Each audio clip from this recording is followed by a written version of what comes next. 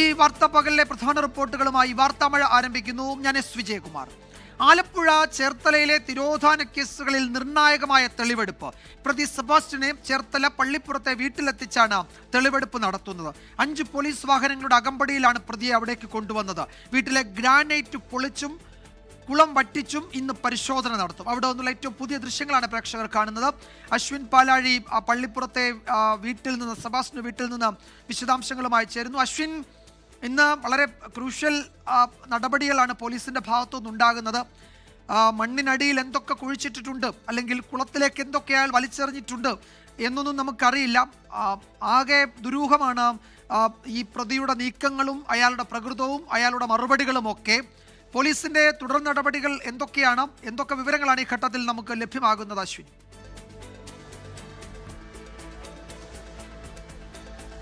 Vijayakumar, 2.5 acre, അതായത് ചേർത്തല പള്ളിപ്പുറത്ത് അകത്തേക്ക് കയറിയുള്ള 2.5 acre സ്ഥലം, അതിൻ്റെ നടുഭാഗത്തായി ഒരു വീട്. ഈ വീടിന് ചുറ്റുമുള്ള പലയിടങ്ങളിലായി എന്തൊക്കെയോ കുഴിച്ചിട്ടിട്ടുണ്ട് എന്നുള്ളൊരു സംശയം ആദ്യഘട്ടത്തിൽ പോലീസിനുണ്ടായിരുന്നു.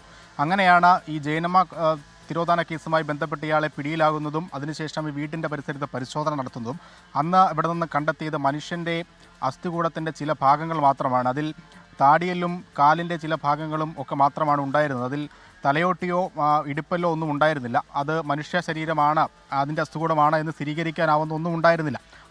അതുകൊണ്ടൊക്കെ തന്നെയാണ് അയാളൊരു സീരിയൽ കില്ലറാണോ എന്നുള്ളൊരു സംശയം പോലീസിന് അന്നുണ്ടായിരുന്നതും ഇപ്പോഴുള്ളതും അതൊക്കെ കൊണ്ട് തന്നെയാണ്. കാരണം അത്രത്തോളം പഠനം നടത്തിയാൽ മാത്രമേ തലയോട്ടിയും ഇടുപ്പല്ലും ഒന്നും ഇല്ലെങ്കിൽ അത് മനുഷ്യൻ്റെ അസ്ഥിയല്ല എന്ന് കണ്ടെത്താനാകില്ല എന്നുള്ളൊരു ബോധം അയാൾക്കുണ്ടാവുകയുള്ളൂ. എന്തായാലും അതിൽ ഉണ്ടായിരുന്ന ഏക പിടിവള്ളി ആ പല്ലിൽ കൃത്രിമമായി വെച്ചുപിടിപ്പിച്ചൊരു പല്ലായിരുന്നു. അത് അസ്ഥികൂടത്തിനൊപ്പം കത്തിച്ച് കളഞ്ഞെങ്കിലും കത്താതെ ആ കൃത്രിമ പല്ലുണ്ടായിരുന്നു. അതാണ് നിലവിൽ ഇത്രയും വലിയൊരു അന്വേഷണത്തിലേക്ക് കാര്യങ്ങൾ എത്തിച്ചത്. ഇപ്പോൾ നമ്മൾ ദൃശ്യങ്ങളിൽ കാണുന്ന ഈ വീടിനുള്ളിൽ പരിശോധന നടക്കുകയാണ്. അതിലാണ് പുതിയതായി ദുരൂഹമായ സാഹചര്യത്തിൽ ഗ്രാനൈറ്റ് പാകിയത്. ആ ഗ്രാനൈറ്റ് പൊളിച്ചുള്ള പരിശോധനയായിരിക്കും ഇപ്പോൾ നടക്കുക. അതിനകത്തേക്ക് ഈ സെബാസ്റ്റ്യനുമായുള്ള പോലീസ് സംഘം, ഫോറൻസിക് വിദഗ്ധരടക്കം കയറിയിട്ടുണ്ട്. അതിൽ ഈ വീടിൻ്റെ ഹാളിൽ കയറി 2ാമത്തെ മുറിയാണ് സെബാസ്റ്റ്യൻ്റേത്. അത് ഇപ്പോൾ അതിനകത്തെ പ്രാഥമിക പരിശോധനയ്ക്ക് ശേഷം ഈ പഞ്ചായത്ത് അംഗങ്ങളടക്കം ഈ നടപടിക്രമങ്ങളുടെ ഭാഗമായി ഈ തൊട്ടടുത്തുള്ള കുളം സ്ഥിതി ചെയ്യുന്ന സ്ഥലത്തേക്ക് മാറുകയാണ്. ഈ കുളത്തിന് സമീപമായിരുന്നു അന്ന് ഈ ശരീരാവശിഷ്ടങ്ങൾ കണ്ടെത്തിയത്. ഈ കുളത്തിൽ അയാൾ മീനുകളെ വളർത്തുന്നുണ്ടായിരുന്നു. അത് ആഫ്രിക്കൻ മുഷി അടക്കമുള്ള ഈ മനുഷ്യമാംസമടക്കം ഭക്ഷിക്കുന്ന തരത്തിലുള്ള മീനുകളായിരുന്നുവെന്ന് അന്ന് അന്വേഷണ സംഘം കണ്ടെത്തിയിരുന്നു. അതുകൊണ്ട് പ്രധാനമായും അന്വേഷണ സംഘത്തിന് ഇപ്പോഴുള്ള സംശയം, ഈ കൊലപ്പെടുത്തിയ ശേഷം ശരീരാവശിഷ്ടങ്ങൾ ഈ കുളത്തിലേക്ക് തള്ളി മീനുകൾക്ക് ഭക്ഷണമാക്കിയോ അതിനുശേഷം അവിടെ അവശേഷിച്ചിരുന്ന അസ്ഥികൾ അത് പുറത്തെടുത്ത് ഈ പറമ്പിലിട്ട് കത്തിച്ചതാണോ എന്നുള്ള ഒരു സംശയമാണ് ഉയരുന്നത്. അത്രത്തോളം വലിയൊരു പ്ലാനിംഗ് ഇതിന് പിന്നിൽ ഉണ്ടായിട്ടുണ്ട് എന്നുള്ള കാര്യത്തിൽ സംശയമില്ല.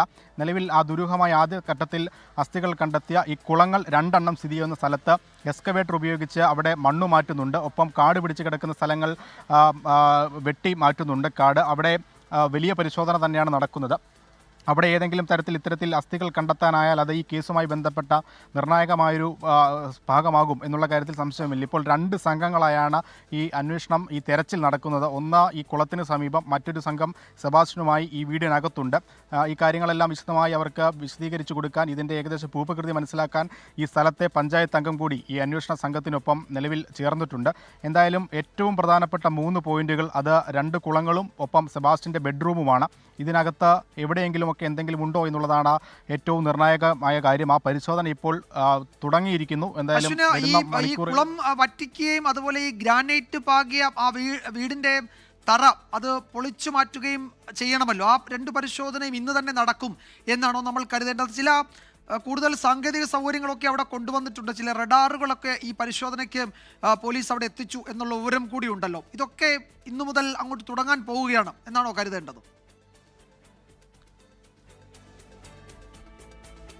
തീർച്ചയായും ഇന്നു മുതൽ വളരെ വിപുലമായ ഒരു പരിശോധനയ്ക്ക് തന്നെയാണ് നിലവിൽ ഈ അന്വേഷണ സംഘം പദ്ധതിയിട്ടിരിക്കുന്നത്. നിലവിൽ ഇപ്പോൾ കോട്ടയം ക്രൈംബ്രാഞ്ചും ആലപ്പുഴ ക്രൈംബ്രാഞ്ചും ചേർന്നുള്ളൊരു പരിശോധനയാണ് നടക്കുന്നത്. ഇതിൽ യന്ത്രസഹായം എന്ന് പറയാൻ കഴിയും. അതായത് സാങ്കേതിക സൗകര്യങ്ങൾ ഇന്ന് ലഭ്യമായിട്ടില്ല. അത് നേരത്തെ നമ്മൾ സൂചിപ്പിച്ചതുപോലെ ഗ്രൗണ്ട് പെനട്രേറ്റിംഗ് റഡാർ ഇവിടേക്ക് എത്തിക്കേണ്ടതുണ്ട്. അത് കേന്ദ്ര ഏജൻസിയിൽ നിന്നാണ് ലഭിക്കേണ്ടത്. അതിൻ്റെ അനുമതിക്കായി കത്ത് നൽകിയിട്ടുണ്ട്. അത് അധികം വൈകാതെ തന്നെ 2 ദിവസത്തിനുള്ളിൽ തന്നെ ചേർത്തലയിലേക്ക് എത്തിക്കാൻ കഴിയുമെന്നാണ് മനസ്സിലാക്കുന്നത്. ആ പ്രതീക്ഷയിലുമാണ് അന്വേഷണ സംഘം ഉള്ളത്. ഈ ഗ്രൗണ്ട് പെനട്രേറ്റിംഗ് റഡാർ കൊണ്ടുള്ള പരിശോധന കൊണ്ടുള്ള ഏറ്റവും പ്രധാനപ്പെട്ട ഗുണം മണ്ണിനടിയിൽ ഭൂമിക്കടിയിൽ അസ്ഥികളുടെ സാന്നിധ്യം ഉണ്ടെങ്കിൽ അത് ഈ റഡാറിൻ്റെ സിസ്റ്റം വെച്ച് കണ്ടെത്താനാകുമെന്നുള്ളതാണ്. നിലവിൽ ജിയോളജിക്കൽ വകുപ്പും അണ്ടർഗ്രൗണ്ട് പൈപ്പുകളൊക്കെ സ്ഥാപിക്കുന്ന ചില കമ്പനികൾക്ക് മാത്രമാണ് ഈ സംവിധാനമുള്ളത്. അത് ഇവിടേക്ക് എത്തിച്ചാൽ അന്വേഷണത്തിന് വളരെ ഗുണകരമാകും എന്നുള്ള ഒരു വിലയിരുത്തൽ അന്വേഷണ സംഘത്തിനുണ്ട്. അതുകൊണ്ട് തന്നെ നാളെയോ മറ്റന്നാളോ ആ പരിശോധനയ്ക്ക് ഭാഗമായി റഡാർ ഇവിടേക്ക് എത്തിക്കാനാകും.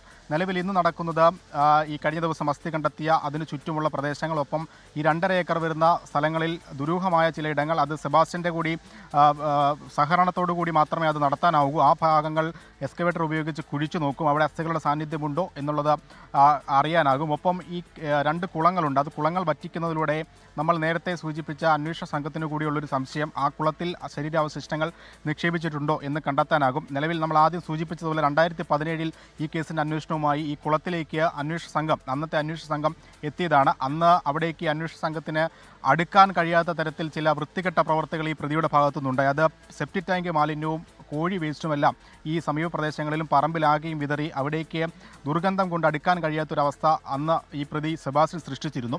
അതുകൊണ്ട് അന്ന് അവിടെ ഒരു പരിശോധനയ്ക്കുള്ള അവസരം ഒരുങ്ങിയില്ല. പിന്നീട് തെളിവുകളൊന്നുമില്ല എന്ന് പറഞ്ഞ് അന്വേഷണം അവസാനിപ്പിക്കുകയും ചെയ്തു. അന്ന് ഈ സെബാസ്റ്റ്യന്റെ ഒരു പ്രകൃതം അയാൾ അങ്ങേയറ്റം ദുരൂഹമായി മറുപടി പറയുന്നു. അയാൾ ചോദ്യങ്ങളോട് ഒരു ട്രെയിൻഡായ ഒരാളെ പോലെ അതിനോട് പ്രതികരിക്കുന്നു. അന്വേഷണ സംഘത്തെ വട്ടം ചുറ്റിക്കുന്ന മൊഴികൾ നൽകുന്നു. ഇതൊക്കെ ഈ ചോദ്യം ചെയ്യലിൽ നിന്ന് കിട്ടുന്ന വിവരങ്ങളായി വരുന്നുണ്ടല്ലോ. അയാൾ ഈ പറയുന്ന പോലെ ഒരു സീരിയൽ കില്ലർ എന്നൊക്കെ തരത്തിലേക്ക് അയാളുടെ പ്രകൃതം തന്നെ ആ മട്ടിലാണെന്നാണ് തോന്നുന്നത് അല്ലേ? അയാളുടെ പ്രതികരണങ്ങളും പെരുമാറ്റവും ഒക്കെ ആ മട്ടിലാണെന്നാണ് തോന്നുന്നത് അല്ലേ?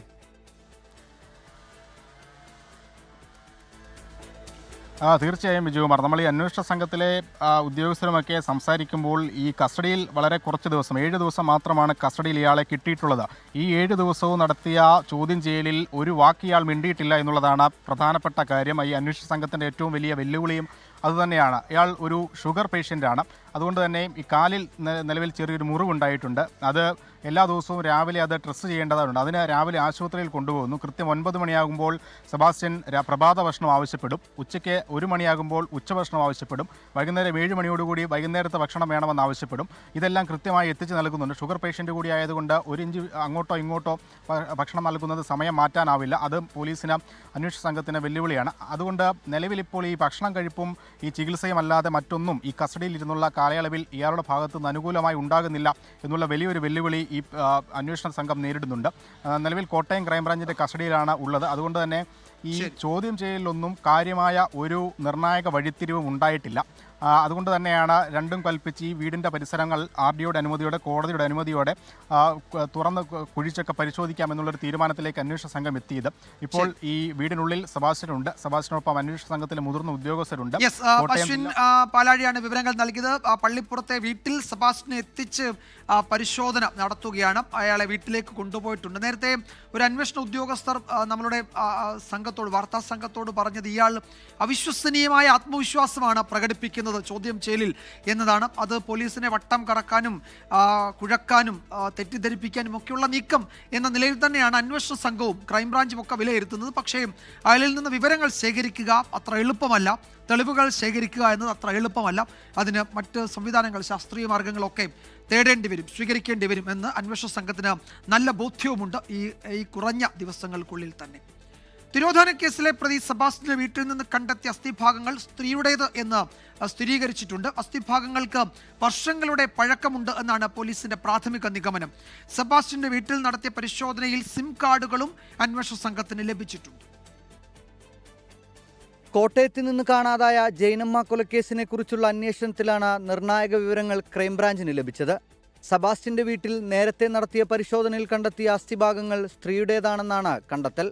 40-ലധികം അസ്ഥിഭാഗങ്ങൾ ഇവിടെ നിന്ന് അന്വേഷണ സംഘത്തിന് ലഭിച്ചു. ഇവയ്ക്ക് വർഷങ്ങളുടെ പഴക്കമുണ്ട്.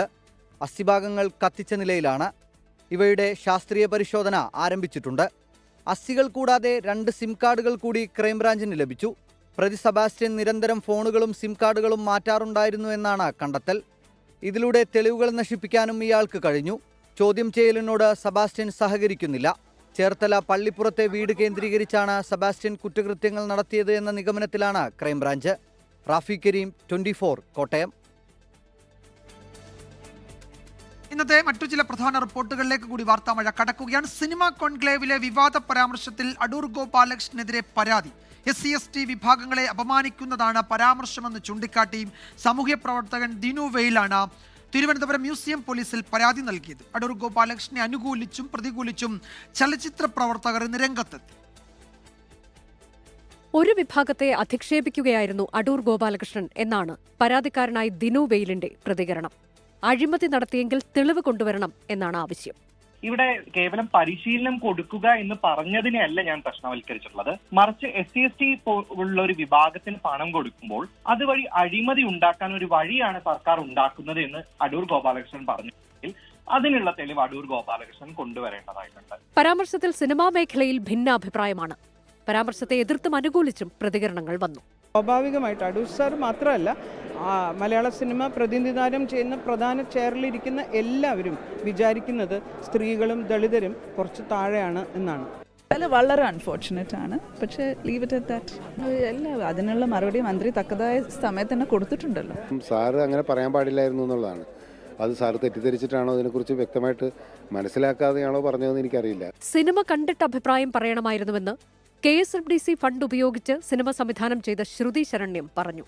അടൂർ ഗോപാലകൃഷ്ണന്റെ പ്രസംഗം മുഴുവനായി കേൾക്കണം എന്നാണ് അനുകൂലിക്കുന്നവരുടെ അഭിപ്രായം. അടൂർ സാറ് നടത്തിയ അഭിപ്രായം എന്ന് പറഞ്ഞാൽ സാറ് പറഞ്ഞ സംഗതി നമ്മൾ മുഴുവൻ കേൾക്കണമായിരുന്നു. നമുക്ക് ആദ്യത്തെ പ്രസ്താവനയിൽ നമുക്കൊരു ഇത് തോന്നി. പക്ഷെ സാറ് പറഞ്ഞ മുഴുവൻ കണ്ടന്റിലെ കാര്യം വിശദീകരിക്കപ്പെട്ടു. അങ്ങനെ അധിക്ഷേപിച്ചതായിട്ടൊന്നും തോന്നിയിട്ടില്ല. അപ്പോൾ സാറ് പറയാൻ ഉദ്ദേശിച്ചത് എനിക്ക് ഇങ്ങനെയാണെന്ന് തോന്നുന്നു. പ്രായോഗിക പരിശീലനം എല്ലാവർക്കും കിട്ടണം.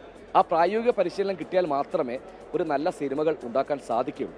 പട്ടികജാതി പട്ടികവർഗക്കാർക്കും സ്ത്രീകൾക്കും സിനിമയെടുക്കാൻ പണം വെറുതെ കൊടുക്കരുതെന്നും ഈ വിഭാഗങ്ങളിൽ നിന്ന് സിനിമയെടുക്കാൻ വരുന്നവർക്ക് പരിശീലനം നൽകണം എന്നുമായിരുന്നു സിനിമാ കോൺക്ലേവ് വേദിയിൽ അടൂർ ഗോപാലകൃഷ്ണന്റെ പരാമർശം. 24 തിരുവനന്തപുരം. അടൂർ ഗോപാലകൃഷ്ണന്റെ വിവാദ പരാമർശത്തിൽ മന്ത്രിമാർക്കിടയിലും ഭിന്നാഭിപ്രായം. പരാമർശത്തിനെതിരെ ഡോക്ടർ ആർ ബിന്ദു രംഗത്തെത്തിയപ്പോൾ VN വാസവൻ ന്യായീകരിച്ചു. പരാമർശം അപലപനീയമെന്നും കേസെടുക്കാവുന്ന കുറ്റമാണെന്നും K രാധാകൃഷ്ണൻ MP പ്രതികരിച്ചു. പരാമർശത്തെ UDF നേതാക്കളും വിമർശിച്ചു.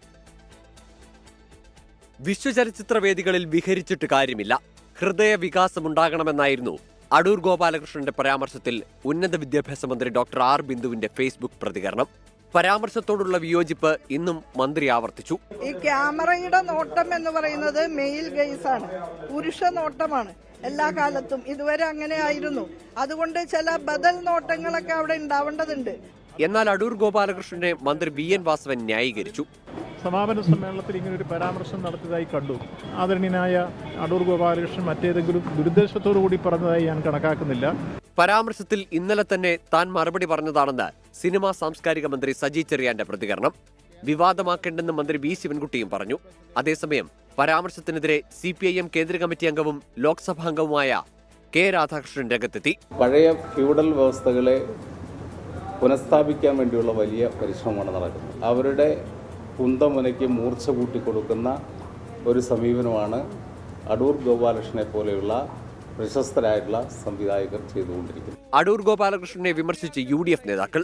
ഒരു പുരുഷ മേധാവിത്വ സൊസൈറ്റിയിലും ഒരു സവർണ മേധാവിത്വ സമൂഹത്തിലും പറയുന്ന വാക്കുകൾ അദ്ദേഹത്തെ പോലെ പരിണതപ്രജ്ഞനായ ഒരു സിനിമാകാരൻ, ചലച്ചിത്രകാരൻ അത് പറയരുതായിരുന്നു എന്നാണ് എൻ്റെ അഭിപ്രായം. തികച്ചും അടിസ്ഥാനരഹിതമായ വിദ്വേഷജനകമായ പ്രസ്താവനയുമായി വരാൻ ആദരണീയനായ അടൂർ ഗോപാലകൃഷ്ണൻ അവർക്ക് എങ്ങനെ സാധിച്ചു എന്നതാണ് ഞങ്ങളൊക്കെ അത്ഭുതപ്പെടുന്നത്.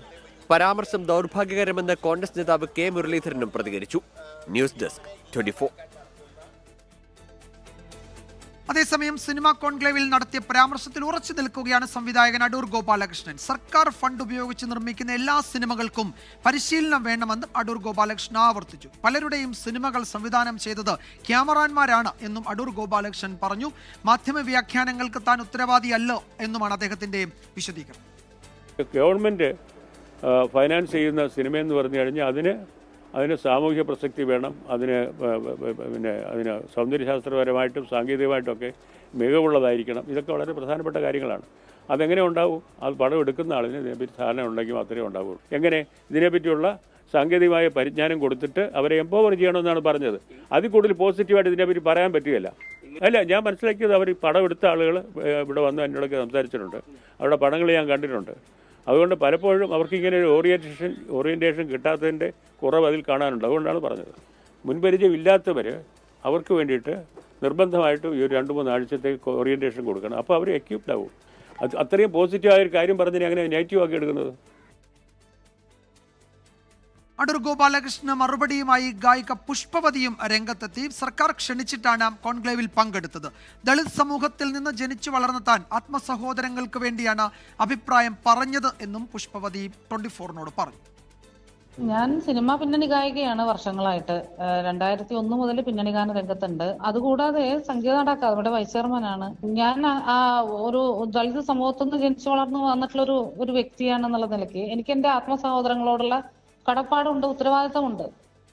അതുകൊണ്ടാണ് ഞാൻ പ്രതികരിച്ചത്. ഇതൊരു എൻ്റെ രാഷ്ട്രീയപരമായിട്ടുള്ള നിലപാടാണ്. ഇപ്പോൾ ഈ വിഷയത്തിൽ ഒരു പ്രധാനപ്പെട്ട വിവരം കൂടി വരുന്നുണ്ട്. ഈ അടൂർ ഗോപാലകൃഷ്ണന്റെ വിവാദ പരാമർശത്തിൽ SC/ST കമ്മീഷൻ റിപ്പോർട്ട് ആവശ്യപ്പെട്ടിരിക്കുകയാണ്. തിരുവനന്തപുരം ജില്ലാ പോലീസ് മേധാവിയോടാണ് റിപ്പോർട്ട് ആവശ്യപ്പെട്ടിരിക്കുന്നത്. 10 ദിവസത്തിനകം റിപ്പോർട്ട് സമർപ്പിക്കണം എന്നാണ് ഇപ്പോൾ ജില്ലാ പോലീസ് മേധാവിയോട് SC/ST കമ്മീഷൻ ആവശ്യപ്പെട്ടത്. ദിനുവയിൽ നൽകിയ പരാതിയിൽ, നമ്മൾ നേരത്തെ സൂചിപ്പിച്ചതാണ്, ദിനുവയിൽ നൽകിയ പരാതിയിലാണ് ഈ നടപടി, SC/ST കമ്മീഷന്റെ ഈ നടപടി. അപ്പോൾ 10 ദിവസത്തിനകം തിരുവനന്തപുരം ജില്ലാ പോലീസ് മേധാവി ഈ വിഷയത്തിൽ SC/ST കമ്മീഷന് റിപ്പോർട്ട് നൽകണം.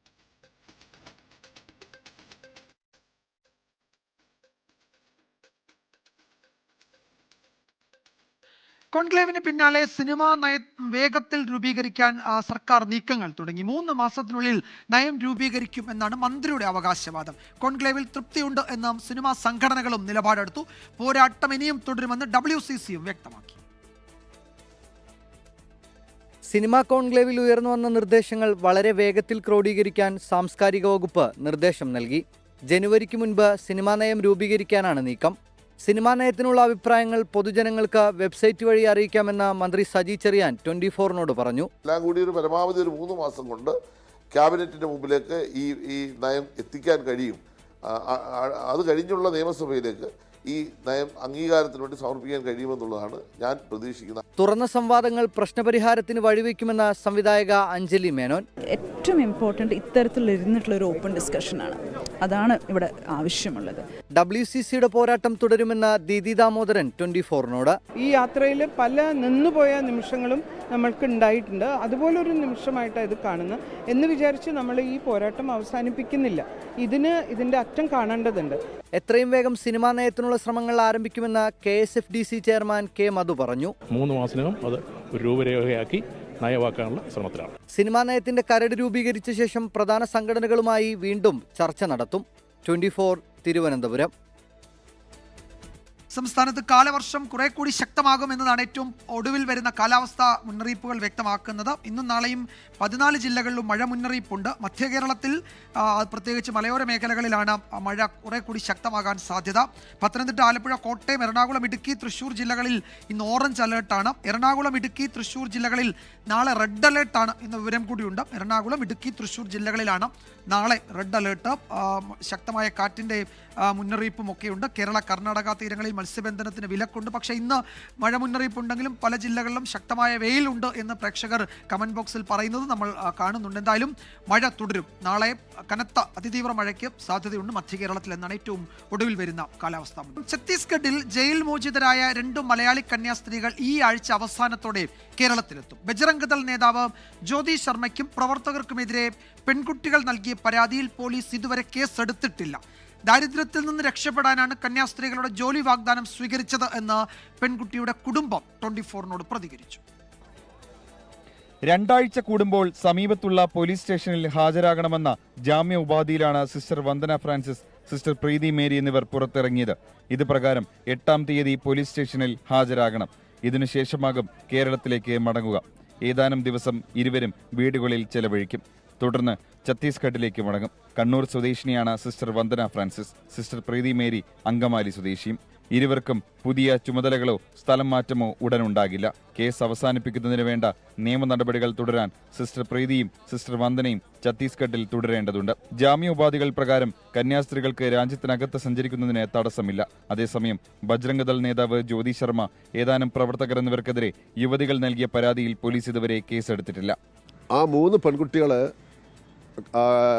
2 ദിവസമായി പോലീസ് സ്റ്റേഷനുകളിൽ നിരന്തരമായി കയറി ഇറങ്ങിയിട്ടും അവരുടെ പരാതി സ്വീകരിച്ചു. പക്ഷേ FIR ഇടാൻ വേണ്ടിയിട്ട് അവിടുത്തെ പോലീസ് തയ്യാറാവുന്നില്ല എന്നതാണ് ഏറ്റവും ഗുരുതരമായിരിക്കുന്ന ഒരു പ്രശ്നം. ലളിത, സുക്മതി എന്നീ യുവതികൾ ഓർച്ച പോലീസ് സ്റ്റേഷനിലും കമലേശ്വരി മറ്റൊരു പോലീസ് സ്റ്റേഷനിലുമാണ് പരാതി നൽകിയത്. ഈ 2 പരാതികളും ദുർഗിലേക്ക് ട്രാൻസ്ഫർ ചെയ്ത് അവിടെയാകും കേസെടുക്കുക.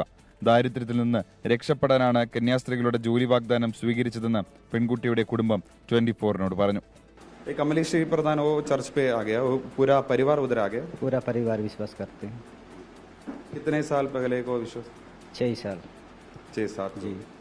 वो वंदना सिस्टर वंदना फ्रांसिस को आपको मालूम? वो अभी तो 9-10 साल हो गए सर, वो पहले ट्रांसफर हो गई है.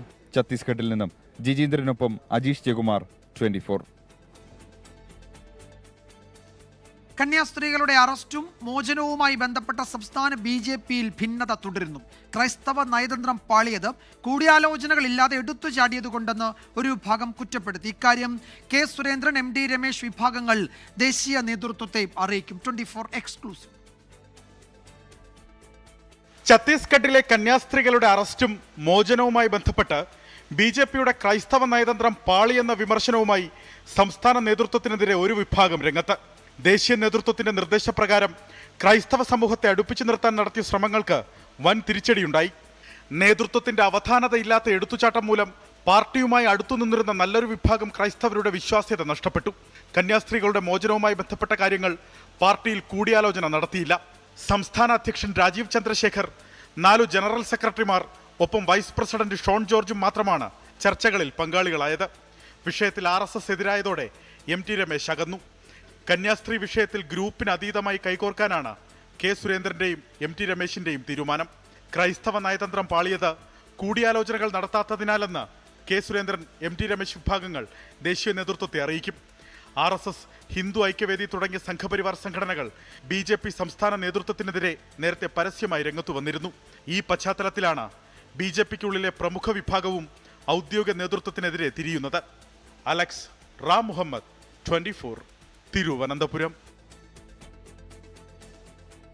പ്രതിപക്ഷ പ്രതിഷേധത്തിൽ പാർലമെന്റ് ഇന്നും പ്രക്ഷുബ്ധം. ബീഹാറിലെ വോട്ടർ പട്ടിക പരിഷ്കരണത്തിലാണ് പ്രതിഷേധം. പ്രതിപക്ഷ പ്രതിഷേധത്തിൽ ചോദ്യോത്തരവേള തടസ്സപ്പെട്ടു. സഭാ നടപടികൾ തടസ്സപ്പെടുത്തുന്നത് ശരിയായ രീതിയല്ല എന്നും സഹകരിക്കണമെന്നും സ്പീക്കർ ഓം ബിർള ആവശ്യപ്പെട്ടെങ്കിലും വഴങ്ങാൻ പ്രതിപക്ഷം തയ്യാറായില്ല. തുടർന്ന് ലോക്സഭ 2 മണി വരെ നിർത്തിവെച്ചു. കന്യാസ്ത്രീകളെ അറസ്റ്റ് ചെയ്യുന്ന അടക്കമുള്ള വിഷയങ്ങൾ ചർച്ച ചെയ്യണം എന്നാവശ്യപ്പെട്ട് നോട്ടീസുകൾ നൽകിയെങ്കിലും സ്പീക്കർ പരിഗണിച്ചില്ല. അന്തരിച്ച സിറ്റിംഗ് അംഗം ഷിബു സോറിന് ആദരമർപ്പിച്ച് രാജ്യസഭ ഇന്നത്തേക്ക് പിരിഞ്ഞു. ലോക്സഭാ പ്രതിപക്ഷ നേതാവ് രാഹുൽ ഗാന്ധിക്കെതിരെ സുപ്രീം കോടതി. ഇന്ത്യയുടെ ഭൂമി ചൈന കയ്യേറിയെന്ന പരാമർശത്തിലാണ് വിമർശനം. യഥാർത്ഥ ഇന്ത്യക്കാരനായിരുന്നുവെങ്കിൽ അങ്ങനെ പറയില്ലായിരുന്നുവെന്ന് കോടതി വിമർശിച്ചു. രാഹുൽ ഗാന്ധിക്കെതിരായ അപകീർത്തി കേസിലെ നടപടികൾ കോടതി സ്റ്റേ ചെയ്തു. അച്യുതൻ വിവരങ്ങൾ നൽകും ഡൽഹിയിൽ നിന്ന്. അച്യുതൻ, എന്തൊക്കെയാണ് സുപ്രീം കോടതി പരാമർശം? ആരാണ് ഈ വിഷയത്തിൽ രാഹുൽ ഗാന്ധിക്കെതിരെ ഒരു ഹർജി നൽകിയിരുന്നത്? വിജയകുമാർ, ഈ ഗാൽബൻ താഴ്വരയിലെ ഇന്ത്യ ചൈന സൈനികർ തമ്മിലുള്ള സംഘർഷത്തിന് ഒടുവിലായിരുന്നു രാഹുൽ ഗാന്ധി ഇത്തരമൊരു പരാമർശം നടത്തിയത്. അതായത് ചൈന ഇന്ത്യയുടെ ഭൂമി കയ്യേറി എന്ന തരത്തിലായിരുന്നു ഈ പരാമർശം. ഇതിനെതിരെ ഒരു വ്യക്തി നൽകിയ പരാതിയിൽ കേസ് രജിസ്റ്റർ ചെയ്യുകയും അതിനൊടുവിൽ ഈ കേസ് റദ്ദാക്കണമെന്ന് ആവശ്യപ്പെട്ടുകൊണ്ടാണ് രാഹുൽ ഗാന്ധി സുപ്രീം കോടതിയെ സമീപിക്കുന്നത്. എന്നാൽ ആ ഹർജി രാഹുൽ ഗാന്ധിയുടെ ഹർജി പരിഗണിക്കവെയാണ് സുപ്രീം കോടതിയുടെ ഭാഗത്ത് നിന്ന് രൂക്ഷമായ വിമർശനം രാഹുൽ ഗാന്ധിക്കെതിരെ ഉണ്ടാവുന്നത്.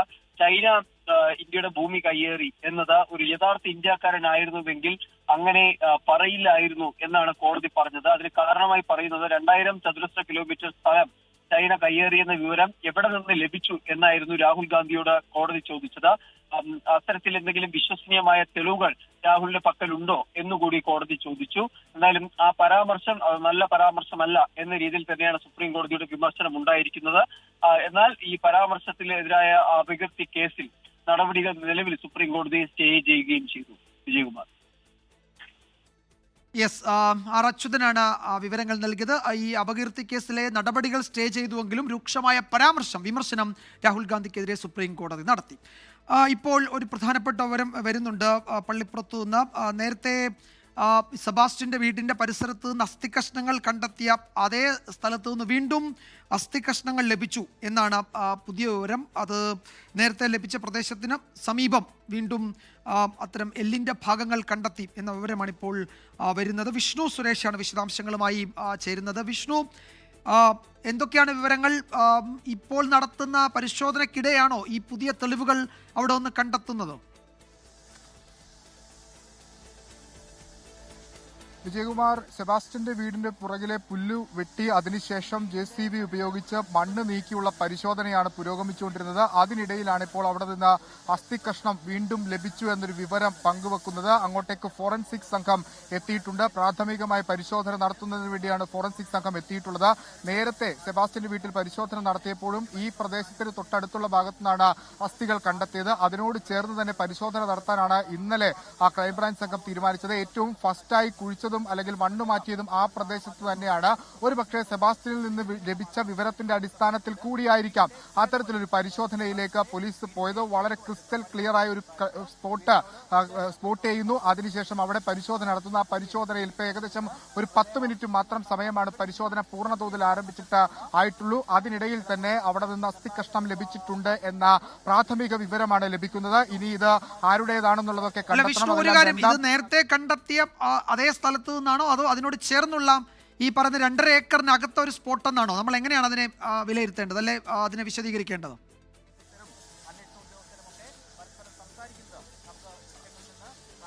വിജയകുമാർ, നേരത്തെ കണ്ടെത്തിയ പ്രദേശത്ത് നിന്ന് ഒരു 50 മീറ്റർ ഇപ്പുറത്ത് എന്ന് വേണമെങ്കിൽ വിശേഷിപ്പിക്കാം. ഒരു 50 അല്ലെങ്കിൽ 75 മീറ്റർ ഇപ്പുറത്ത് നിന്നാണ് ഇപ്പോൾ ഈ അസ്ഥികഷ്ണങ്ങൾ കണ്ടെത്തിയിരിക്കുന്നത്. നേരത്തെ കണ്ടെത്തിയ അസ്ഥികഷ്ണങ്ങൾ DNA പരിശോധനയ്ക്ക് വേണ്ടി അയച്ചിരുന്നു. നേരത്തെ ഒരു പല്ലിന്റെ ഭാഗവും അതോടൊപ്പം തന്നെ തുടയലും മാത്രമാണ് കണ്ടെത്തിയിരുന്നത്. സ്വാഭാവികമായിട്ടും ക്രൈംബ്രാഞ്ചിന് സംശയമുണ്ടായി ഇതിന്റെ ബാക്കി ഇവിടെ എവിടെയെങ്കിലും ഒക്കെ ഉണ്ടാകുമെന്ന്. അതുകൊണ്ടാണ് ഇതൊരു സമഗ്രമായ പരിശോധനയിലേക്ക് ക്രൈംബ്രാഞ്ച് സംഘം പോയത്. ഇന്ന് ഉച്ചയോടുകൂടി അവർ സെബാസ്റ്റ്യനുമായി എത്തി. അതിനു മുൻപ് തന്നെ പുറകിലുള്ള പ്രദേശം വൃത്തിയാക്കാൻ അവർ തീരുമാനിച്ചു. അതായത് കൃത്യമായി സ്പോട്ട് ചെയ്ത ശേഷമാണ് ഇന്നത്തെ പരിശോധന ആരംഭിച്ചത്. ആ പരിശോധനയുടെ തുടക്കത്തിൽ തന്നെ അവിടെ നിന്ന് ഇപ്പോൾ അസ്ഥി കണ്ടെത്തിയിരിക്കുന്നു, അസ്ഥിയുടെ കഷ്ണങ്ങൾ കണ്ടെത്തിയിരിക്കുന്നു.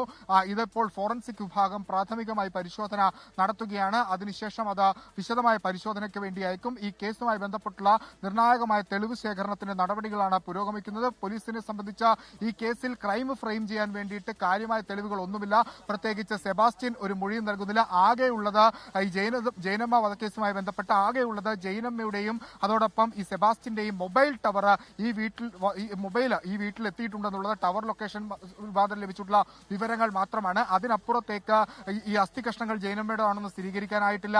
അതല്ലെങ്കിൽ ഈ ജൈനമ്മയെ കൊലപ്പെടുത്തിയെന്നുള്ളൊരു കൺഫെഷൻ ഇയാളുടെ ഭാഗത്ത് നിന്ന് ലഭിച്ചിട്ടില്ല. അപ്പോൾ അതിലേക്ക് എത്തുക, ഈ കൊലപാതകത്തിന്റെ ചുരുളഴിക്കാനുള്ള നടപടികളിലേക്ക് കടക്കുക, അതിന്റെ ഭാഗമായുള്ള തെളിവെടുപ്പ് പുരോഗമിക്കുന്നു. ആ തെളിവെടുപ്പിലാണ് ഇപ്പോൾ പോലീസിന് ക്രൈംബ്രാഞ്ചിന് ഏറ്റവും നിർണായകമായ കുറച്ച് തെളിവ് ശേഖരണത്തിന് ഭാഗമുള്ള കുറച്ച് തെളിവുകൾ കൂടി ലഭിച്ചിരിക്കുന്നത്. അതുകൊണ്ട് ആ പ്രദേശം കേന്ദ്രീകരിച്ച് തന്നെ ഇനിയും മണ്ണ് നീക്കി പരിശോധിക്കാനാണ് തീരുമാനം. അങ്ങനെയെങ്കിൽ കുറച്ച് പ്രദേശം കൂടി മാറ്റിക്കഴിഞ്ഞാൽ കൂടുതൽ അസ്ഥികഷ്ണങ്ങൾ ലഭിക്കാനുള്ള ഒരു സാധ്യതയുണ്ട് എന്ന് അന്വേഷണ സംഘം വ്യക്തമാക്കുന്നു.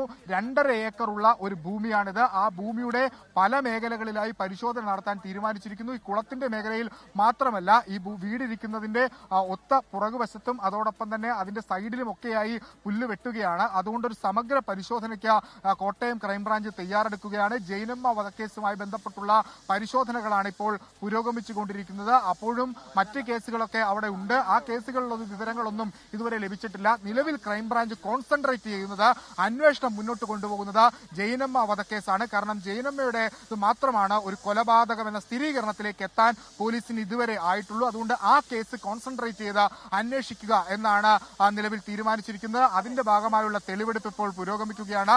ഇനി പോലീസ് അടുത്ത ഘട്ടത്തിൽ പോലീസിന്റെ ശുഭാപ്തി വിശ്വാസമുള്ളത് ഈ നേരത്തെ ലഭിച്ച അസ്ഥികഷ്ണങ്ങളുടെ DNA ഫലം പുറത്തുവരും. അത് ജൈനമ്മയുടെ ആണ് ഉറപ്പായി കഴിഞ്ഞാൽ വളരെ എളുപ്പത്തിൽ തന്നെ സെബാസ്റ്റ്യനെതിരെ ക്രൈം ഫ്രെയിം ചെയ്യാൻ പോലീസിന് വലിയ ബുദ്ധിമുട്ട് ഉണ്ടാകില്ല. പക്ഷെ അതിന് കൂടുതൽ സഹായകരമാകുന്നതാണ് ഇപ്പോൾ ലഭിച്ചിട്ടുള്ള ഈ അസ്ഥികഷ്ണങ്ങൾ. അതുകൊണ്ട് പോലീസ് വളരെ ശുഭാപ്തി വിശ്വാസത്തോടു കൂടി തന്നെ പരിശോധനകളുമായി മുന്നോട്ട് കൊണ്ടുപോകുകയാണ്. അടുത്ത ഘട്ടത്തിലായിരിക്കും ആയിരിക്കും വീടിനകത്തുള്ള പരിശോധന നടത്തുക. ഈ ഗ്രനൈറ്റ് അടക്കം മാറ്റിയുള്ള ഒരു പരിശോധനയുണ്ട്. അത് വീടിനകത്ത് ആരുടെയോ മൃതദേഹം കുഴിച്ചിട്ടുണ്ട് എന്നൊരു സംശയം പോലീസിനുണ്ട്. അവിടെ ബ്ലഡ് സ്റ്റെയിൻസ് ലഭിച്ചിരുന്നു. അതോടൊപ്പം തന്നെ പുതിയതായി ഗ്രാനൈറ്റ് പാകിയതാണ്. പഴക്കം തോന്നിക്കുന്നതിന് വേണ്ടി പഴയ ഗ്രാനൈറ്റ് ആസൂത്രിതമായി അവിടെ പാകിയിട്ടുണ്ട്. അപ്പോൾ അതിനകത്തുകൂടി പരിശോധന നടത്തേണ്ടതുണ്ട്. പക്ഷേ അത് അടുത്ത ഘട്ടത്തിൽ മതി എന്നുള്ളതാണ്. നിലവിൽ ഈ നേരത്തെ ലഭിച്ച അസ്ഥി കഷ്ണത്തിന് തുടർച്ചയായി പരിശോധന നടത്താം. അവിടെ ഏതെങ്കിലും തരത്തിലുള്ള അസ്ഥി ലഭിക്കാനുള്ള സാധ്യതയുണ്ടെന്ന് അന്വേഷണ സംഘം കണക്കുകൂട്ടിയിരുന്നു. ആ കണക്കുകൂട്ടലുകൾ ഇപ്പോൾ ശരിയാകുന്നു. അവിടെ നിന്ന് വീണ്ടും അസ്ഥി കഷ്ണങ്ങൾ ലഭിച്ചിരിക്കുന്നു. ഈ തിരോധന കേസുമായി ഈ ജൈനമ്മ വധക്കേസുമായി ബന്ധപ്പെട്ടുള്ള അന്വേഷണം വളരെ കൃത്യമായി തന്നെ മുന്നോട്ട് കൊണ്ടുപോകുന്നുണ്ട്. ഒരുപാട് വെല്ലുവിളികൾ അന്വേഷണ സംഘത്തിന് മുൻപിലുണ്ട്. പക്ഷേ അതൊക്കെ മറികടക്കാൻ ഈ സാഹചര്യ തെളിവുകളും ടവർ ലൊക്കേഷനും ഇപ്പോൾ ലഭിച്ചിരിക്കുന്ന അസ്ഥി കഷ്ണങ്ങളും കൊണ്ട് സാധിക്കുമായിരിക്കാം എന്നൊരു പ്രതീക്ഷയിലാണ് ഇപ്പോൾ അന്വേഷണം മുന്നോട്ട് കൊണ്ടുപോയിരിക്കുന്നത്. ഇനി ഇതിന്റെ സമീപ പ്രദേശങ്ങൾ കൂടി പരിശോധിക്കും. ഈ കുളമടക്കം വറ്റിച്ചുകൊണ്ടുള്ള പരിശോധനയിലും അന്വേഷണ സംഘം വലിയ പ്രതീക്ഷ വെക്കുന്നുണ്ട്. വിജയകുമാർ. യെസ്, സെബാസ്റ്റ്യന്റെ ഈ ചേർത്തലയ്ക്കടുത്ത് പള്ളിപ്പുറത്തെ വീട്, അത് അവിടെയാണ് പരിശോധന. 2.5 ഏക്കർ വരുന്ന ഒരു പുരയിടമാണ്. ആ വീടിനകത്തും പുറത്തുമൊക്കെ മൃതദേഹങ്ങൾ ഉണ്ടോ, അല്ലെ മൃതദേഹം മറവ് ചെയ്തിട്ടുണ്ടോ എന്നൊക്കെയുള്ള സംശയമുണ്ട്. നേരത്തെ ഈ അസ്ഥി കഷ്ണങ്ങൾ കിട്ടിയതിൻ്റെ ഏതാണ്ട് ഒരു 50 മീറ്ററിനോട് ചേർന്ന് വീണ്ടും ഈ അസ്ഥി ഭാഗങ്ങൾ കണ്ടെടുത്തിട്ടുണ്ട്. അപ്പോൾ ഇത് എങ്ങനെ അവിടെ എത്തി എന്നതൊക്കെ വലിയ പരിശോധന, വിശദമായ അന്വേഷണത്തിന് ആവശ്യമുണ്ട്. വീടിനകത്ത് അല്ലെങ്കിൽ പുറത്ത് അവിടെ ഒരു കുളമുണ്ട്, അതിനകത്തൊക്കെ എന്തൊക്കെയുണ്ട് എന്നത് സമഗ്രമായി പരിശോധിക്കാൻ ഒരുങ്ങുകയാണ് ക്രൈംബ്രാഞ്ച് സംഘം. വിഷ്ണു സുരേഷാണ് വിവരങ്ങൾ നൽകിയത്. കൊടിസുനിക്ക് മദ്യപിക്കാൻ പോലീസ് സുരക്ഷ ഒരുക്കിയതിലെ നാണക്കേടിന് പിന്നാലെ ആഭ്യന്തര വകുപ്പിന്റെ മുഖം രക്ഷിക്കൽ നീക്കം. കേസെടുക്കാൻ നിയമോപദേശം തേടിയിട്ടുണ്ട്. സുനിക്ക് വിലങ്ങ് നിർബന്ധമാക്കും. കോടതി പരിസരത്ത് കൊടിസുനി നേരത്തെയും മദ്യപിച്ചു എന്നും കണ്ടെത്തലുണ്ട്. ഗുരുതരമായ കുറ്റകൃത്യം എന്നാണ് KK രമ MLAയുടെ പ്രതികരണം. TP കേസ് പ്രതികൾക്ക് ജയിലിനകത്തും പുറത്തും സുഖവാസമാണെന്ന വിമർശനം സാധൂകരിക്കുന്നതാണ് തലശ്ശേരി കോടതി പരിസരത്ത് നിന്ന് പുറത്തുവന്ന ദൃശ്യങ്ങൾ. പ്രതികളെ നിയന്ത്രിക്കേണ്ട പോലീസ് തന്നെ മദ്യപാനത്തിന് ഒത്താശ ചെയ്ത കാഴ്ച. നാണക്കേട് മറയ്ക്കാൻ കൂടുതൽ നടപടികൾ എടുക്കാതെ പോലീസിന് രക്ഷയില്ല. മാഹി ഇരട്ടക്കൊലക്കേസിൽ വിചാരണ ഇനിയും പൂർത്തിയാകാനുള്ളതിനാൽ കൊടിസുനി അടക്കമുള്ള പ്രതികളെ വീണ്ടും തലശ്ശേരി കോടതിയിൽ ഹാജരാക്കേണ്ടി വരും. CPOമാരെ മാറ്റി ഉയർന്ന റാങ്കുള്ള ഉദ്യോഗസ്ഥരെ എസ്കോർട്ടിന് നിയോഗിക്കാനാണ് പുതിയ തീരുമാനം. സാധാരണ കോടതിയിൽ കൊണ്ടുപോകുമ്പോൾ കൈവിലങ്ങ് വെക്കാറില്ലെങ്കിലും കൊടിസുനിക്കും സംഘത്തിനും ഇനി ആ ഇളവുണ്ടാകില്ല. കോടതിയിലേക്കും തിരിച്ചുമുള്ള യാത്രയിലും നിരീക്ഷണത്തിന് കൂടുതൽ ഉദ്യോഗസ്ഥരെ നിയോഗിക്കും. അതിനിടെ പോലീസ് കാവലിൽ നടന്ന TP കേസ് പ്രതികളുടെ മദ്യസേവയിൽ വിമർശനവുമായി KK രമ MLA രംഗത്തെത്തി. വളരെ ഗുരുതരം കൃത്യവിലോപങ്ങളാണ് ഇപ്പോൾ നടന്നുകൊണ്ടിരിക്കുന്നത്. ഇക്കാര്യത്തിൽ അടിയന്തരമായി FIR ഇടുകയും ബന്ധപ്പെട്ട ഉദ്യോഗസ്ഥന്മാർക്കെതിരെ കർശനമായ നടപടി ഉണ്ടാവുകയും വേണമെന്നുള്ളതാണ്. ജയിലിൽ TP കേസ് പ്രതികൾക്ക് 5 സ്റ്റാർ സൗകര്യമാണെന്ന് പ്രതിപക്ഷ നേതാവ് VD സതീശൻ. ജയിലിൽ 5 സ്റ്റാർ സൗകര്യങ്ങളാണ്. മെനു തലേ ദിവസം കൊടുക്കും, എന്നിട്ടാണ് പിറ്റേ ദിവസത്തെ ഭക്ഷണം. അതുകൊണ്ട് മുഖ്യമന്ത്രി ദയവ് ചെയ്തൊരു കാര്യം കൂടി ചെയ്യണം. ഇനിയിപ്പോൾ ചൂടുകാലം വരാൻ പോവാണ്, അവരുടെ മുറി ഒന്ന് എയർ കണ്ടീഷൻ കൂടി ചെയ്തു കൊടുക്കണം. സംഭവത്തിൽ പ്രതികൾക്കെതിരെ കേസെടുക്കാൻ നിയമോപദേശം തേടിയെന്നാണ് പോലീസിന്റെ വിശദീകരണം. 24 കണ്ണൂർ. കൊടിയായാലും വടിയായാലും അച്ചടക്കം ലംഘിച്ചാൽ നടപടിയുണ്ടാകുമെന്ന് CPM നേതാവും ജയിൽ ഉപദേശക സമിതി അംഗവുമായ P ജയരാജൻ. തടവനുഭവിക്കുന്നവർ അകത്തും പുറത്തും അച്ചടക്കം പാലിക്കാൻ ബാധ്യസ്ഥരാണ് എന്നും ജയരാജൻ പറഞ്ഞു. ജയിലിനകത്തും അവിടെ തടവ് ശിക്ഷ അനുഭവിക്കുന്നവർ പുറത്തു വരുമ്പോഴും എല്ലാം അച്ചടക്കം പാലിക്കാൻ ബാധ്യസ്ഥമാണ്. കൊടിയായാലും വടിയായാലും അച്ചടക്കം ലംഘിച്ചാൽ നടപടി. സർക്കാരിൻ്റെ ഇൻ്റലിജൻസ് റിപ്പോർട്ടിനെ അടിസ്ഥാനപ്പെടുത്തിയിട്ടാണ് സർക്കാർ നടപടിയെടുക്കുന്നത്. ഇപ്പോഴൊരു പ്രധാന വിവരം കൂടി ഈ വിഷയവുമായി ചേർന്ന് വരുന്നുണ്ട്. TP ചന്ദ്രശേഖരൻ വധക്കേസിലെ 1-ാം പ്രതി TK രജീഷിന് പരോൾ അനുവദിച്ചിരിക്കുകയാണ്. 15 ദിവസത്തേക്കാണ് ഇയാൾക്ക് പരോൾ അനുവദിച്ചത്. കണ്ണൂർ, കോഴിക്കോട് ജില്ലകളിൽ പ്രവേശിക്കരുത് എന്നൊരു ഉപാധി കൂടിയുണ്ട്. അരുൺ പൂപ്പറമ്പ വിശദാംശങ്ങൾ നൽകും. അരുൺ, ഒരു പരോള്, അതുണ്ടാക്കിയ വിവാദങ്ങൾ, അതിൽ ഒരു മുഖം നഷ്ടപ്പെട്ട് നിൽക്കുകയാണ് ജയിൽ വകുപ്പ്. അതിനിടെയാണ് വീണ്ടും രജീഷിന് പരോൾ അനുവദിച്ചു എന്ന വിവരം വരുന്നത്. എന്തൊക്കെയാണ് വിശദാംശങ്ങൾ? അരുൺ പൂപ്പറമ്പ് അല്പസമയത്തിനകം വിശദാംശങ്ങളുമായി ചേരും. ഏറ്റവും പുതിയ വിവരം ഇതാണ്. TP ചന്ദ്രശേഖരൻ വധക്കേസിലെ 1-ാം പ്രതി TK രജീഷിന് പരോൾ അനുവദിച്ചിരിക്കുകയാണ്. 15 ദിവസത്തേക്കാണ് ഇയാൾക്ക് ഇപ്പോൾ ജയിൽ വകുപ്പ് പരോൾ നൽകിയിരിക്കുന്നത്. ഒരു ഉപാധി എന്നത് കണ്ണൂർ, കോഴിക്കോട് ജില്ലകളിൽ പ്രവേശിക്കരുത് എന്നാണ്.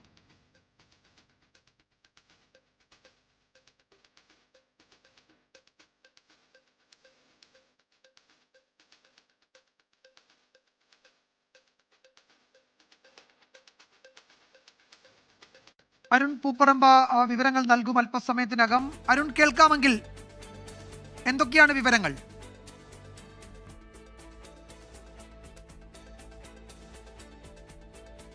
വിജയകുമാർ, TP വധക്കേസിൽ ശിക്ഷിക്കപ്പെട്ടതിന് ശേഷം ആദ്യമായാണ് ഈ TK രജീഷിന് ഇത്തരത്തിൽ പരോൾ ലഭിക്കുന്നത്. ഇതിനു മുമ്പും പല കാരണങ്ങൾ ചൂണ്ടിക്കാണിച്ചു TK രജീഷ് പരോളിന് അപേക്ഷ നൽകിയിരുന്നു. ജയിൽ വകുപ്പ് പല ഘട്ടങ്ങളിലും ശുപാർശ നൽകുകയും ചെയ്തതാണ്. പക്ഷേ പിന്നീട് കോടതി ഈ പരോൾ നിഷേധിക്കുകയൊക്കെ ചെയ്ത സാഹചര്യങ്ങൾ ഉണ്ടായിട്ടുണ്ട്. ഇതാദ്യമായി TK രജീഷിന് TP ചന്ദ്രശേഖരൻ വധക്കേസിലെ 4ാം പ്രതിയായിട്ടുള്ള, അതായത് മുഖ്യ ആസൂത്രകൻ, അതോടൊപ്പം തന്നെ ഈ കേസിലെ പ്രധാനമായും ഈ പ്രതികളെയെല്ലാം മറ്റ് കൊട്ടേഷൻ സംഘങ്ങളെയെല്ലാം പ്ലാനിംഗ് നടത്തി എന്ന ഉൾപ്പെടെയുള്ള കുറ്റങ്ങൾ കോടതി തെളിഞ്ഞ TK രജീഷിന് ആദ്യമായി ഇപ്പോൾ ജയിൽ വകുപ്പ് പരോൾ നൽകിയിരിക്കുകയാണ്. ഇപ്പോൾ നമുക്ക് ലഭിക്കുന്ന വിവരമനുസരിച്ച് വീട്ടിലെ, അതായത് അടുത്ത ബന്ധുക്കൾക്ക് ചില ആരോഗ്യ പ്രശ്നങ്ങൾ ഉണ്ട് എന്ന് ചൂണ്ടിക്കാണിച്ചുകൊണ്ടാണ് TK രജീഷിന് ഇപ്പോൾ ജയിൽ വകുപ്പ് പരോൾ നൽകിയതെന്നാണ് നമുക്കിപ്പോൾ ലഭിക്കുന്ന വിവരം. എന്തായാലും നമുക്കിപ്പോഴത്തെ ഒരു നിലവിലെ ഒരു സാഹചര്യം നമുക്കറിയാം.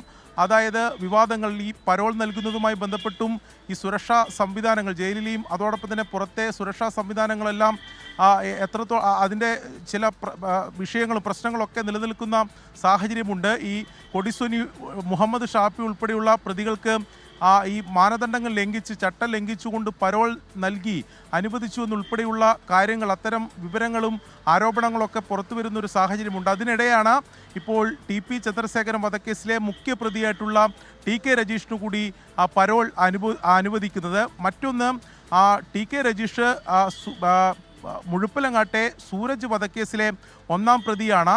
ആ കേസിൽ 2 മാസം മുമ്പാണ് TK രജീഷ് ഉൾപ്പെടെയുള്ള പ്രതികളെ ജീവപര്യന്തം ശിക്ഷയ്ക്ക് തലശ്ശേരി ജില്ലാ സെഷൻസ് കോടതി വിധിച്ചത്. അതായത് നിലവിൽ ഈ ജയിൽ ചട്ടം ഉൾപ്പെടെ അനുസരിച്ച് ജീവപര്യന്തം ശിക്ഷയ്ക്ക് വിധിച്ചു കഴിഞ്ഞാൽ 2 വർഷം കഴിഞ്ഞാൽ മാത്രമേ, 2 വർഷം ശിക്ഷ പൂർത്തിയായാൽ മാത്രമേ പരോൾ അനുവദിക്കാൻ പാടുള്ളൂ എന്ന ചട്ടം നിലവിലുണ്ട്. പക്ഷേ സൂരജ് വധക്കേസിൽ 2 മാസം മുമ്പ് മാത്രമാണ് TK രജീഷ് ഉൾപ്പെടെയുള്ള പ്രതികളെ ജീവപര്യന്തം ശിക്ഷയ്ക്ക് വിധിച്ചത്. അപ്പോൾ എങ്ങനെയാണ് ഈ ചട്ടം മറികടന്ന് TK രജീഷിന് ഈ പരോൾ അനുവദിച്ചത് എന്ന ചോദ്യം കൂടി ഉയർന്നു വരുന്നുണ്ട്. അതിൽ നേരത്തെ ഈ ജയിൽ ഉപദേശക സമിതി അംഗം കൂടിയായിട്ടുള്ള P ജയരാജനോട് നമ്മൾ ആ കാര്യം ചോദിച്ചിരുന്നു. അപ്പോൾ പറഞ്ഞത് അത്തരമൊരു ചട്ടം നിലവിലുണ്ട്, പക്ഷേ അദ്ദേഹത്തിൻ്റെ അടുത്ത ബന്ധുക്കൾക്ക് അത്തരം ഈ ആരോഗ്യ പ്രശ്നങ്ങളോ അല്ലെങ്കിൽ അത്തരത്തിലുള്ള പരിഗണിക്കാൻ കഴിയുന്ന പ്രശ്നങ്ങളുണ്ടെങ്കിൽ ജയിൽ വകുപ്പിന് അത്തരമൊരു തീരുമാനം അത് പുനഃപരിശോധിക്കാനുള്ള നിയമാനുസൃതമായ ഘടകങ്ങളുണ്ട് എന്നതാണ് P ജയരാജൻ വിശദീകരിച്ചത്. മറ്റൊന്ന്, ഈ വിവാദങ്ങളുമായി ചോദിച്ചപ്പോൾ മറ്റു പ്രതികൾ ചെയ്ത കുറ്റത്തിന് TK രജീഷിന് നിയമാനുസൃതമായി നൽകേണ്ട പരോൾ നിഷേധിക്കേണ്ട ആവശ്യമില്ലല്ലോ എന്നായിരുന്നു P ജയരാജൻ്റെ പ്രതികരണം. എന്തായാലും ഈ വിവാദങ്ങൾക്കിടയിൽ TP കേസിലെ മുഖ്യ പ്രതിയായിട്ടുള്ള TK രജീഷിനു കൂടി പരോൾ അനുവദിച്ചിരിക്കുകയാണ്. TK രജീഷ് ജയിലിൽ നിന്ന് പുറത്തിറങ്ങിയിട്ടുണ്ട്. TP കേസിലെ മുഖ്യപ്രതി TK രജീഷിനാണ് പരോൾ അനുവദിച്ചത്. 15 ദിവസത്തേക്ക് പരോൾ. കണ്ണൂർ, കോഴിക്കോട് ജില്ലകളിലേക്ക് പോകരുത് എന്നൊരു ഉപാധിയിലാണ് ഇപ്പോൾ ഈ 15 ദിവസത്തേക്ക് പരോൾ നൽകിയത്. അരുൺ പൂപ്പറമ്പയാണ് വിവരങ്ങൾ നൽകിയത് കണ്ണൂരിൽ നിന്ന്. കൊടും ക്രിമിനൽ ഗോവിന്ദച്ചാമി ജയിൽ ചാടിയ കണ്ണൂർ സെൻട്രൽ ജയിലിൽ 3 വർഷമായി ഇലക്ട്രിക് ഫെൻസിംഗ് പ്രവർത്തിക്കുന്നതേയില്ല.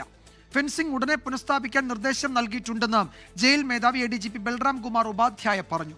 വിയൂർ ഒഴികെയുള്ള സെൻട്രൽ ജയിലുകളിൽ ഇലക്ട്രിക് ഫെൻസിംഗ് പ്രവർത്തിക്കുന്നില്ല എന്നാണ് കണ്ടെത്തൽ. ഗോവിന്ദച്ചാമി ജയിൽ ചാടിയ കണ്ണൂർ സെൻട്രൽ ജയിലിൽ സുരക്ഷാ വീഴ്ച വലിയ തോതിലുണ്ടെന്ന കണ്ടെത്തലുകളാണ് ഓരോ ദിവസവും പുറത്തുവരുന്നത്. കണ്ണൂർ സെൻട്രൽ ജയിലിലെ ഇലക്ട്രിക് ഫെൻസിംഗ് കഴിഞ്ഞ 3 വർഷമായി പ്രവർത്തിക്കുന്നില്ല എന്ന് കണ്ടെത്തി കഴിഞ്ഞു.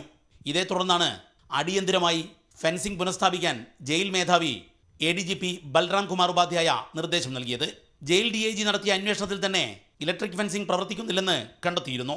ഇതേ തുടർന്ന് ജയിൽ മേധാവി സംസ്ഥാന തലത്തിൽ നടത്തിയ അന്വേഷണത്തിൽ തൃശൂരിലെ വിയൂർ സെൻട്രൽ ജയിൽ ഒഴിച്ചുള്ള മറ്റൊരു ജയിലിലും ഇലക്ട്രിക് ഫെൻസിംഗ് പ്രവർത്തിക്കുന്നില്ല എന്ന് കണ്ടെത്തി. തിരുവനന്തപുരത്തെ പൂജപ്പുര സെൻട്രൽ ജയിലിലും ഇലക്ട്രിക് ഫെൻസിംഗ് പ്രവർത്തിക്കുന്നില്ല എന്നാണ് കണ്ടെത്തിയത്. ഗോവിന്ദച്ചാമിയുടെ ജയിൽ ചാട്ടത്തെ തുടർന്നാണ് സംസ്ഥാനത്തെ ജയിലുകളുടെ എല്ലാം സുരക്ഷാ പരിശോധന ആരംഭിച്ചത്. കണ്ണൂർ സെൻട്രൽ ജയിലിൽ ഒരു ക്ലീൻ ഓപ്പറേഷനും ആരംഭിച്ചിട്ടുണ്ട്. 2 ആഴ്ച നീണ്ടു നിൽക്കും ഈ ഓപ്പറേഷൻ. എല്ലാ സെല്ലുകളിലും വിശദമായ പരിശോധനയാണ് നടത്തുന്നത്. മെറ്റൽ ഡിറ്റക്ടർ ഉപയോഗിച്ചുകൊണ്ട് സെല്ലുകളുടെ മുക്കും മൂലയും അരിച്ചു പെറുക്കുന്നതാണ് ഈ നടപടി. ഇതുകൂടാതെ ജയിലിന്റെ കോമ്പൗണ്ട് വാൾ ഉൾപ്പെടെയുള്ള എല്ലാ സ്ഥലങ്ങളിലും പരിശോധന നടത്തി സുരക്ഷാ സംവിധാനം കാര്യക്ഷമമാക്കും. മൊബൈൽ ഫോണിന്റെ ഉപയോഗവും ലഹരിയുടെ വിതരണവും ജയിലിനകത്ത് നടക്കുന്നു എന്ന് കണ്ടെത്തിയിരുന്നു. ജയിൽ ചാടിയ ഗോവിന്ദാചാമി തന്നെ പോലീസ് നൽകിയ മൊഴിയിലും നിർണായകമായ ഇത്തരം വിവരങ്ങളുണ്ട്. കണ്ണൂർ സെൻട്രൽ ജയിലിൽ നടന്ന വലിയ സുരക്ഷാ വീഴ്ചയെ തുടർന്നാണ് ജയിൽ മേധാവി കർശന നടപടിയിലേക്ക് കടന്നത്. ദീപക് ധർമ്മടം, 24 കോഴിക്കോട്. കേരള സർവകലാശാലയിലെ അധികാര തർക്കത്തിൽ സുപ്രധാന നിരീക്ഷണവുമായി ഹൈക്കോടതി. രജിസ്ട്രാറെ സസ്പെൻഡ് ചെയ്യാനുള്ള അധികാരം സിൻഡിക്കേറ്റിന് എന്നാണ് കോടതി നിരീക്ഷണം. വിഷ്ണു സുരേഷ് വിശദാംശങ്ങൾ നൽകും കോടതിയിൽ നിന്ന്. വിഷ്ണു, എന്തൊക്കെയാണ് ഈ വിഷയത്തിൽ കോടതിയുടെ പ്രധാനപ്പെട്ട നിരീക്ഷണങ്ങൾ? VC-ക്കും രജിസ്ട്രാറിനും ഒക്കെ കോടതിയുടെ വിമർശനം ഏറ്റുവാങ്ങേണ്ടി വന്നിട്ടുണ്ട് എന്നാണ് ഈ പരാമർശങ്ങളിൽ നിന്ന് മനസ്സിലാക്കുന്നത്, അല്ലേ?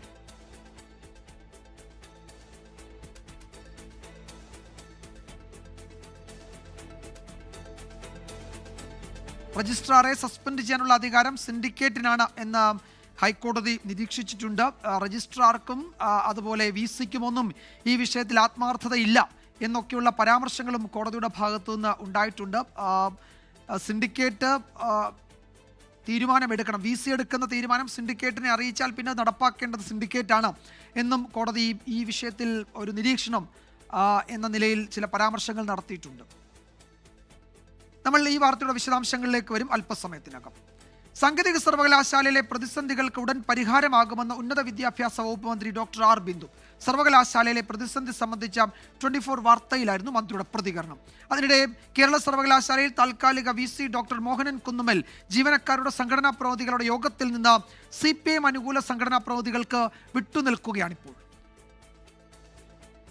സിൻഡിക്കേറ്റ് ചേർന്ന ബജറ്റ് അംഗീകരിക്കാത്തതിനാൽ സാങ്കേതിക സർവകലാശാല സ്തംഭനാവസ്ഥയിലാണ്.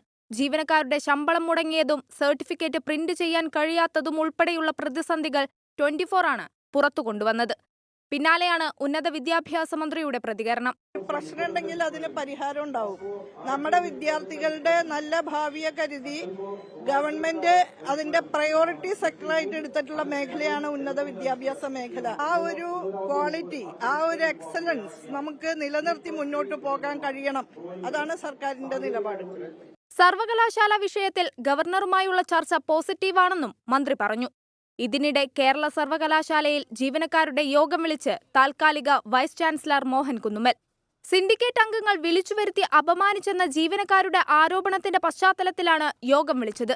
CPM, CPI, കോൺഗ്രസ്, BJP അനുകൂല ജീവനക്കാരുടെ സംഘടനാ പ്രതിനിധികളെയാണ് യോഗത്തിലേക്ക് ക്ഷണിച്ചിട്ടുള്ളത്. ഇടത് സിൻഡിക്കേറ്റ് അംഗങ്ങൾക്കെതിരെ കോൺഗ്രസ് അനുകൂല സംഘടനകൾ പ്രതിഷേധിച്ചു.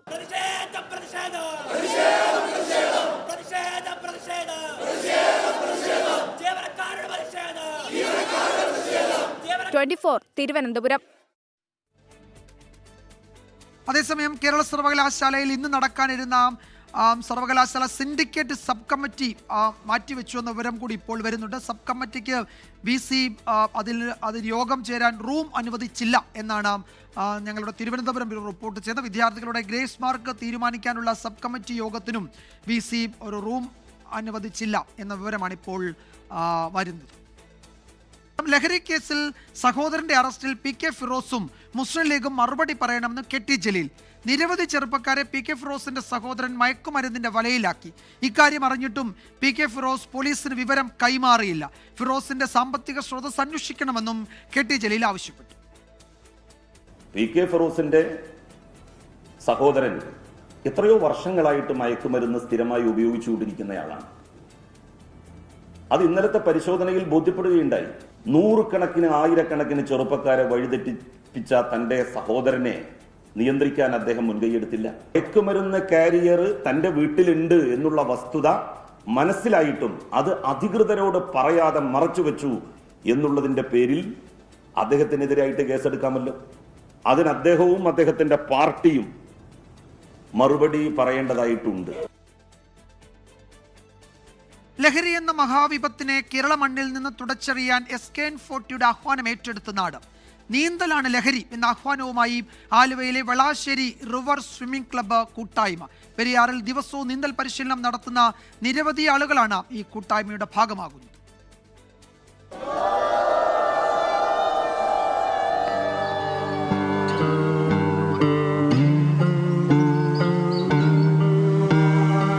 ലഹരി എന്ന മഹാവിപത്തിനെതിരായ നമ്മുടെ ഈ പോരാട്ടത്തിന് ഒപ്പം നിൽക്കുകയാണ് സമൂഹത്തിലെ വിവിധ ഭാഗങ്ങളിലുള്ള ആളുകളൊക്കെ തന്നെ. ഞാനിപ്പോൾ നിൽക്കുന്നത് ആലുവ ദേശം കടവിലാണ്.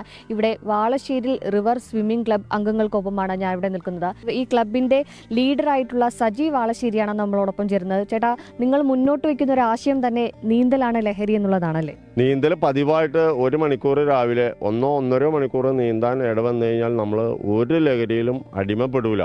ആർക്ക് വേണമെങ്കിലും വന്നു കഴിഞ്ഞാൽ നവംബർ തുടങ്ങി മെയ് 31 വരെയുള്ള സമയത്ത് സൗജന്യമായിട്ട് നീന്തൽ പഠിച്ചു പോകാം. നീന്തലാണോ വലിയ ലഹരി? 2021 ഞാൻ പഠിക്കാൻ തുടങ്ങിയതാ. ഇവിടെ വന്ന് നീന്താന്ന് പറയുമ്പോൾ രാവിലെ തന്നെ എഴുന്നേക്കണമെങ്കിൽ ഭയങ്കര ആവേശമാണ്. അദ്ദേഹം മുംബൈയിൽ നിന്നാണ് ഇത്തരത്തിൽ നീന്തൽ പരിശീലനത്തിനായി എത്തിയിട്ടുള്ളത്. ഞാൻ ആക്ച്വലി ഒരു ചെയിൻ സ്മോക്കർ ആയിരുന്നു. ഡിപ്രഷൻ അങ്ങനെയുള്ള സംഭവങ്ങളെല്ലാം ഉണ്ടായി. പക്ഷേ സിഗരറ്റ് നിർത്തിയതോടെ എല്ലാം പെട്ടെന്ന് പഠിക്കാൻ പറ്റി, ഒരു ആത്മവിശ്വാസം ഉണ്ടായി. അങ്ങനെ പഠിച്ചു തുടങ്ങുമ്പോൾ നമുക്ക് അതിൻ്റെ ഡിഫറെൻറ്റ് ഫോംസ് നമുക്ക് ഇതാക്കാൻ തോന്നുന്നത്. ആക്ച്വലി ഇതും ഒരു അഡിക്ഷൻ തന്നെയാണ്. ലഹരി ഉപയോഗിച്ച് കഴിഞ്ഞാൽ കരളും മറ്റുള്ള എല്ലാ കിഡ്നിയൊക്കെ അടിച്ചു പോകും. അപ്പം എല്ലാവരും എല്ലാ സ്പോർട്സ് ആക്ടിവിറ്റിയും ചെയ്തിട്ട് നല്ലൊരു ജീവിതം നയിക്കട്ടെ. ലഹരി ഉപയോഗിക്കാൻ പാടില്ല, അത് ഭയങ്കര മോശപ്പെട്ട കാര്യമാണ്. നമ്മളോടൊപ്പം ഇപ്പോൾ ഒരു ഡോക്ടർ തന്നെ ചേരുന്നുണ്ട്. നീന്തലിന് എല്ലാ മസിലുകളും ഒരുപോലെ ജോയിന്റുകൾക്കൊന്നും കേടുപാടുകൾ സംഭവിക്കാതെ നമ്മൾക്ക് ചെയ്യാവുന്ന ഏറ്റവും വലിയൊരു എക്സസൈസാണ്. തലമുറയോടും ഇവർ മുന്നോട്ട് വെക്കുന്ന ആഹ്വാനം ഇത് തന്നെയാണ്. Say no to drugs. ജീവിതം ഏറ്റവും കൂടുതൽ ആസ്വദിക്കാം, മറ്റു സിന്തറ്റിക് ലഹരികളോട് വിട പറയാം. അല്ലാതെ നമുക്ക് ഇത്തരത്തിലുള്ള പരിശീലനങ്ങളുടെ ജീവിതം തന്നെ ഒരു ലഹരിയായി മാറ്റാം എന്നുള്ളതാണ് ഇത്തരത്തിലുള്ള സംഘടനകളെല്ലാം മുന്നോട്ട് വെക്കുന്ന ആശയം. വിനോദിനൊപ്പം സൂര്യശ്രീ, 24 കൊച്ചി. ഓവൽ ക്രിക്കറ്റ് ടെസ്റ്റിൽ ജയം പിടിച്ചെടുക്കാൻ ടീം ഇന്ത്യ ഇന്നിറങ്ങുകയാണ്. ഇംഗ്ലണ്ടിനെതിരെ അവസാന ദിനത്തിൽ ജയത്തിലേക്ക് 4 വിക്കറ്റാണ് ഇന്ത്യക്ക് വേണ്ടത്. 6 വിക്കറ്റിന് 339 റൺസ് എന്ന നിലയിൽ ഇംഗ്ലണ്ടിന് മത്സരവും പരമ്പരയും സ്വന്തമാക്കാൻ 35 റൺസ് മാത്രം മതി.